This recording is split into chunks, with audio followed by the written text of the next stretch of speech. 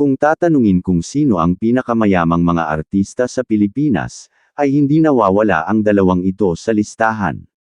Hindi lang sila basta mayaman kundi isang mga billionaires na maituturing. Alamin natin ang naipundar nila Willie Revillame at Manny Pacquiao gaya ng kanilang mansion, luxurious cars, businesses, net worth at kung gaano sila kayaman ngayong taon. Siya si Wilfredo Buendia Revillame, kilala sa tawag na Willie Revillame, ipinanganak noong January 27, 1961 sa Cabanatuan, Nueva Ecija. Noong March 2005, pinakasalan niya si Liz Almoro sa isang sibil na seremonya sa Lipa, Batangas. Sinundan ito ng kasal sa simbahan noong June 2005. Naanal ang kanilang kasal noong 2008. Mayroon siyang 4 na anak, kabilang dito ang actress na si Meryl Soriano. Nagsimula si Willie bilang host ng noontime variety program ng GMA Network na Lunch Date noong huling bahagi ng 1980s kasama si Randy Santiago. Noong 1995 hanggang 1997, kinanta ni Revillame ang theme song ng TV drama series na Villa Quintana bilang isang duet kasama ang Rockstar 2. Nang maglaon ay nagsimula siyang lumabas sa iba't ibang pelikula, na gumaganap bilang sidekick sa malalaking pangalan. Noong 1998, nagsimula siyang mag-co-host ng ABS-CBN noontime show na Sang Linggo na po sila. Matapos makancel ang show ay nabigyan siya ng kanyang big break sa Magandang Tanghali Bayan. Ang iba pang mga palabas na na-host niya sa loob ng network ay ang Willingly Yours, Masayang Tanghali Bayan at Wawawi, gayon din ang mga variety program ng TV5 tulad ng Willing Willie, Will Time Big Time at Wawawili. Pumirma siya ng kontrata sa 4 na network ng telebisyon sa Pilipinas kabilang ang ABS-CBN, GMA Network, TV5, at All TV. Dahil sa programa niyang Wawawi sa ABS-CBN ay marami na siyang mga naipundar at biglang yumaman.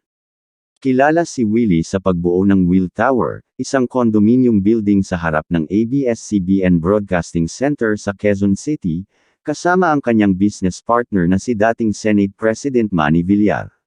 Ginanap nito ang grand opening nito noong September 15, 2013.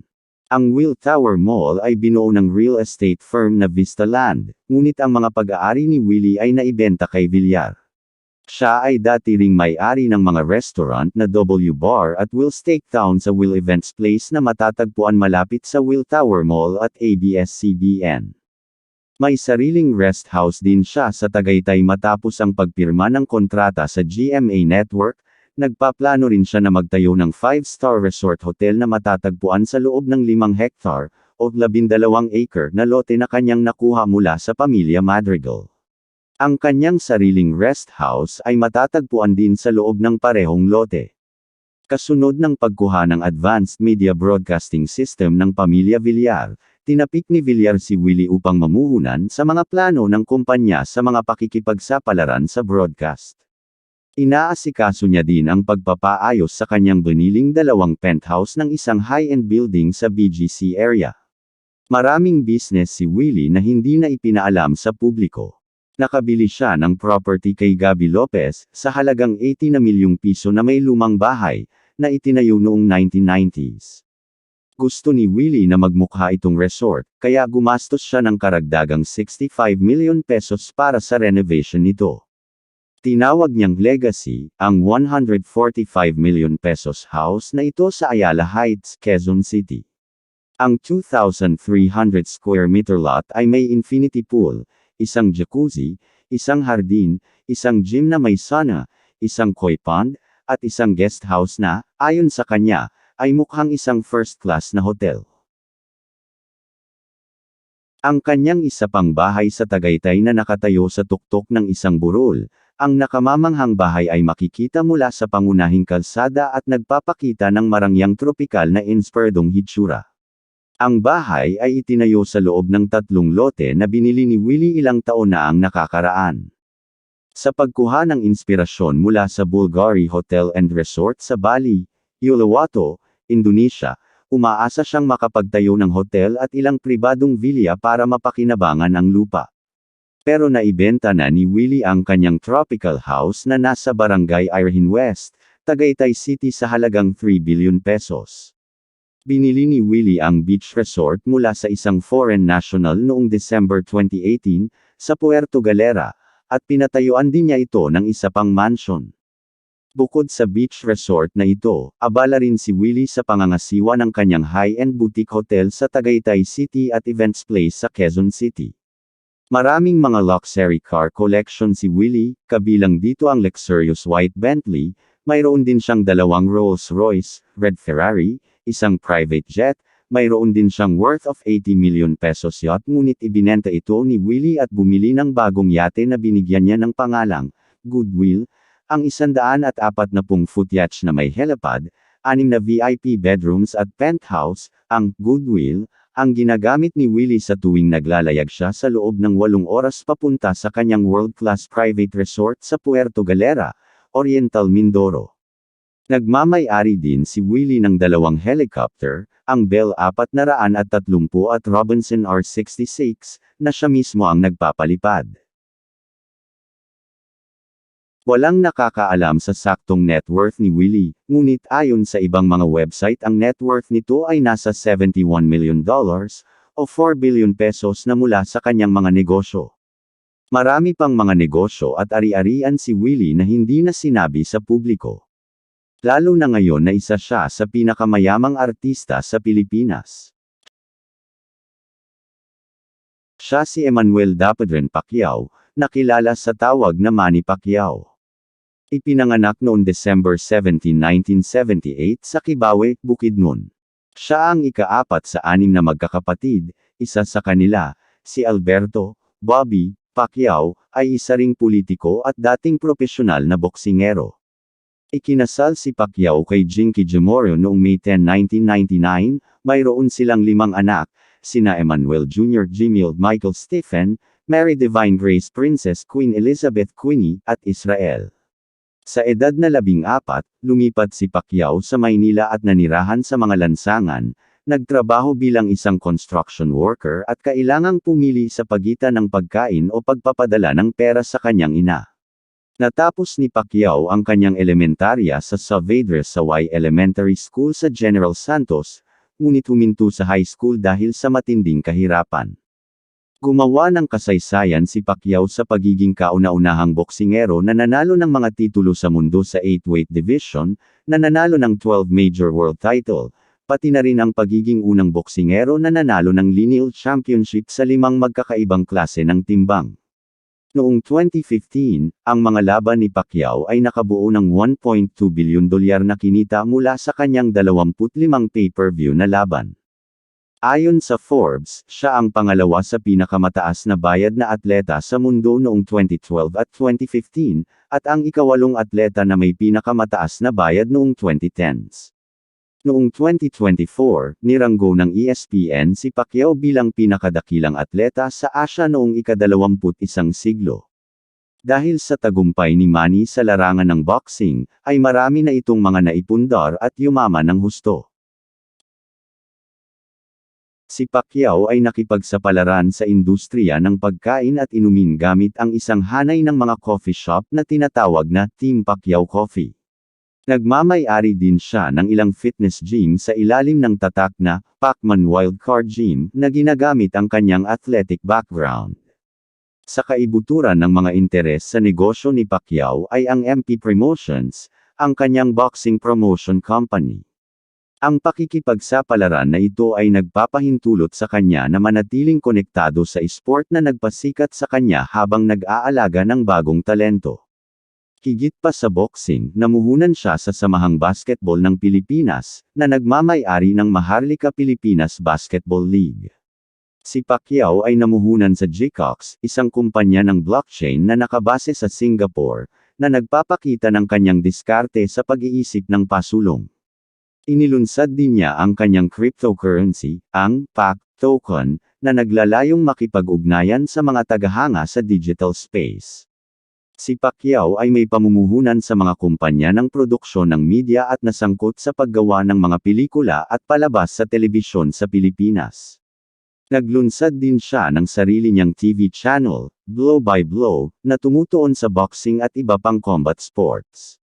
Si Pacquiao ay nagpakita ng interes sa sektor ng enerhiya, na may mga naiulat na pamumuhunan sa isang natural gas power plant sa Pilipinas, kahit na ang mga detalye ng pakikipagsapalaran na ito ay hindi gaanong naisa publiko. Sa pagkilala sa kahalagahan ng agrikultura sa Pilipinas, si Pacquiao ay namuhunan sa ilang mga pakikipagsapalaran sa pagsasaka, kabilang ang isang malakihang plantasyon ng saging. Marami pang mga negosyo si Manny na hindi rin pinaalam sa publiko. Ang pamumuhunan sa ari-arian ay bumubuo ng isang mahalagang bahagi ng portfolio ni Pacquiao. Siya ay nagmamay-ari ng maraming ari-arian sa buong Pilipinas, kabilang ang isang mansyon sa General Santos City at ilang condominium unit sa Maynila. Ang kanyang mga pakikipagsapalaran sa real estate ay umaabot din sa mga komersyal na ari-arian, kabilang ang isang shopping mall sa kanyang bayan. Ipinakita rin ni Manny ang kanyang mansion sa Jensan, ang pangalawang tahanan ni Manny Pacquiao sa General Santos City ay may kontemporaryong estilo. Ito ay naiiba sa kanilang lumang mansyon na may mga elemento ng disenyong Mediterranean. Ang bahay na ito ay itinayo noong 2012 pagkatapos ng laban ni Pacquiao kay Timothy Bradley. Ang Forbes Park Zen-inspired mansion niya ay isang 3-story property na nasa 1,200 square lot. Ang nakasalamin na L-shaped structure ng bahay ay may floor area na 1,525 square meters na binubuo ng 5 silid tulugan, 7 banyo at iba pang mararangyang amenities. Ang master's bedroom ay ang pinakamalaking silid sa lahat at nagpapaalala sa isang luxury hotel suite para sa mga kasangkapan at detalye nito. Ang mansyon ay binili ni Manny sa halagang 388 na milyong piso in cash noong 2011 at ito ay unang naiulat na ibinibenta noong 2014 kasunod ng reklamo ng kanilang mga kapitbahay tungkol sa kanilang mga bisita na hindi maganda ang pananamit ayon sa mga pamantayan ng high-end village. Ito ay kasalukuyang nakalista sa Preselo na may kasalukuyang selling price na 2.3 billion pesos. Mayroon din private beach si Manny, pinupuntahan nila ito para sa kanilang mabilisan bakasyon kasama ang kanyang pamilya. Mayroon din siyang rest house sa Sarangani. Maraming mga mansion si Manny dito sa Pilipinas, na hindi rin alam ng lahat. Meron din itong mansion sa Amerika, binili niya ang 5-bedroom, na may sukat na higit sa 4,200 square feet sa Los Angeles residence noong 2009 sa halagang $2.17 milyon at ibinibenta ito sa merkado 2 taon na ang nakakaraan sa halagang $4.5 milyon. Tumalbog ito sa loob at labas ng merkado sa loob ng ilang taon sa iba't ibang mga punto ng presyo. Pero naibenta din ito sa halagang $2 milyon o 111.5 milyon pesos. Nakabili din si Manny ng isang Beverly Hills mansion sa halagang $12.5 milyon. Ang 7-bedroom, 8-bath mansion ay may makinis, maliwanag na interior na may magagandang tanawin sa likod bahay na tinatanaw ang Beverly Hills. Ang mansion ay binili noong 2015. Marami din mga luxury car collection si Manny, kabilang na dito ang Mitsubishi Pajero, Ford Expedition, Porsche Cayenne Turbo nagkakahalaga $127,000, Mercedes-Benz SL 550 nagkakahalaga $190,000, Ferrari 458 Italia, nagkakahalaga ng $239,340, Lincoln Navigator nagkakahalaga mula $80,000 to $110,000, Cadillac Escalade nagkakahalaga mula $82,000 to $110,000, at ang Hummer H2. Ang pagmamay-ari ng isang mansyon, mga luxury car at isang multi-milyong dolyar na yate na nagkakahalaga ng $600,000, bumili din siya ng 5-seater, second-hand na Bell Jet Ranger helicopter noong 2012, sa halagang 18 milyon pesos at mayroon din itong private jet. Ayon sa mga ulat ang net worth ni Manny ay nasa $220 milyon o 12 billion pesos, nakakuha ito ng hindi bababa sa $500 milyon mula sa mga laban at pag-endorso nito noong 2015. Ang kanyang 24 na pay-per-view na laban ay nakabuo ng 20 milyong pagbili at tinatayang $1.25 billion na kinita, malamang na may mga nakatago pang ari-arian ni Manny na hindi alam ng lahat. Si Willie Revillame at Manny Pacquiao ay dalawa lamang sa mga billionaire sa Pilipinas, pareho silang mayaman. Kung mayroon mali, o kulang sa mga nabanggit, ay pwede niyong i-comment sa comment section. Salamat.